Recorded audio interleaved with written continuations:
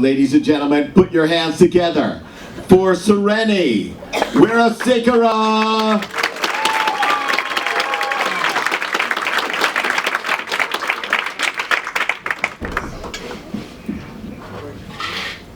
It's cracking. Hello. Truthfully, I do have to make this set kind of quick. I have someone on hold at the call center. Just bear with me, guys. Okay, this is the worst part. I actually do work at a call center. And I realize that's the most brown job a person can have. The only way I could have a browner job is if I became a taxi driver. But I did not want to stay in the family business. What do you call a South Asian taxi driver? Dad. Well, I'm dad. Yeah, that's me. Some good news though. I did just get done filming my first movie, which is pretty cool. So yeah, thank you very much. Yeah. You guys can see me in The Jungle Book as Mowgli. Yeah, that's good. No, I get it. I realize it's like the hair, the skin tone. My mom in our language, Sinhalese, she actually calls me Hinganda Lamiak, which directly translates to pavement kid. I can't tell if that's an observation or a prediction for the future, but neither's completely wrong because I'm doing stand-up, so that's where we're at. Let's see. A lot of you guys are probably thinking I'm Indian, which is not the case. I'm actually from Sri Lanka. Yeah, some of your faces are going, what the fuck? That is not a real place. She totally just made that up. It's okay, I went to public school too, okay? We didn't have a chance, okay? To give you guys some knowledge on Sri Lanka, it's this little island located off the tip of India. It's kind of like a little jizz stain that God couldn't get rid of. No matter how many tsunamis he sent there. And damn, did he send a lot. Alright. Some more knowledge, we're really good at exporting goods. We export tea, coconut, rubber. Basically we're really good at putting out, okay? Oh god, hold on. Wait, doesn't that make Sri Lanka one of the horniest countries? Did you hear about Sri Lanka? She hooked up with the US. She loves a country with a big debt. And high frequency of mass shootings, because Sri Lanka's a freak, alright? She gets down.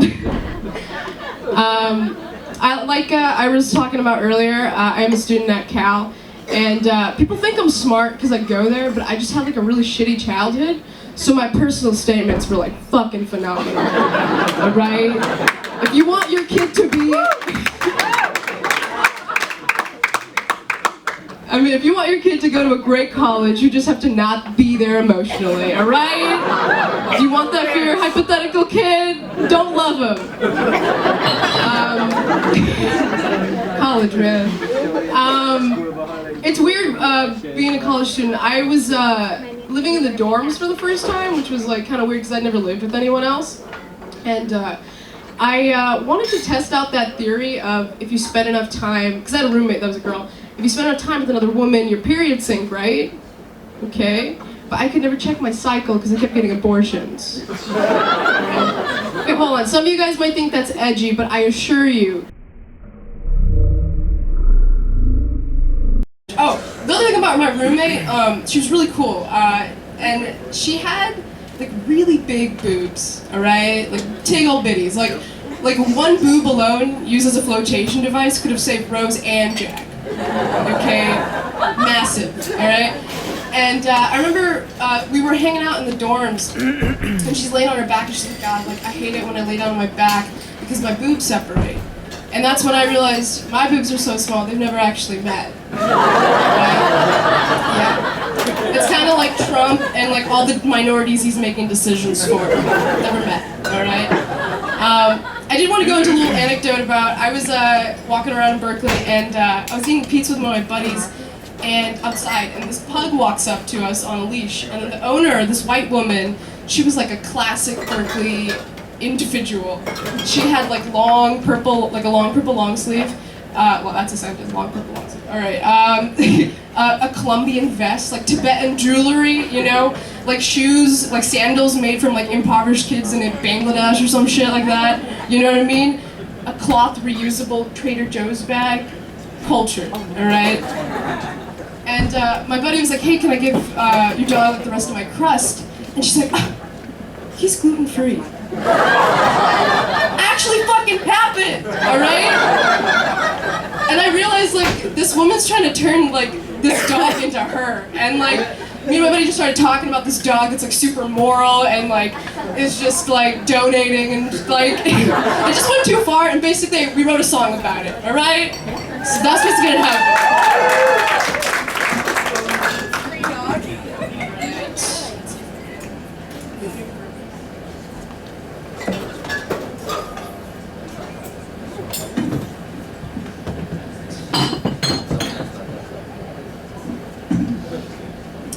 Hello? Okay.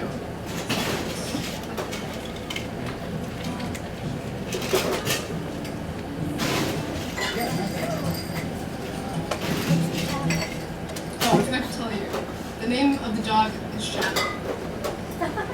Shakti. Like chakras. That's what I'm saying. This woman's crazy. Alright.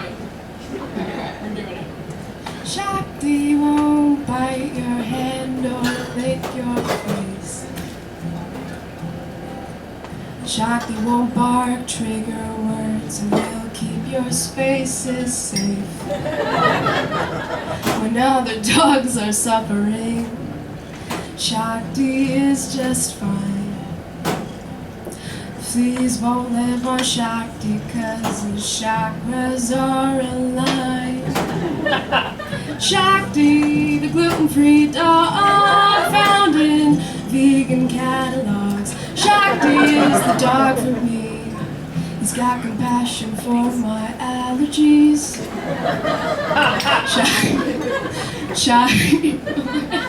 Shakti wish Bernie had one.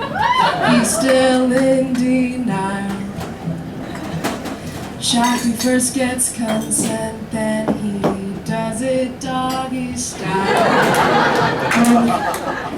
He will trip, sit away your fears and share his dabs and wax. Dabs and wax. What am I doing? He's pro-Planned Parenthood and hates the tampon tax. Shakti, the gluten-free dog found in vegan catalogs. Shakti is the dog for me. Self-identifies as a he. Shakti has a protest sign, says reproductive health. Rights, reproductive rights. Let's see. Shakti smokes organic blunts and always has a light. When other dogs are eating junk, he's at Trader Joe's. Shakti lives the vegan life, gets him all the healthy hoes. Shakti, the gluten-free dog found in vegan catalogs. Shakti is the dog for me. He only wants to save the bees. His name was... Hey, why's it gotta be a he? Her name was... Hey, why you gotta stick to the gender binary?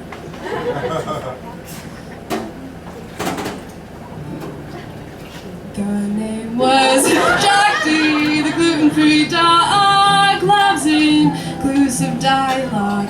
Shakti is the dog for me, and is a friend to you and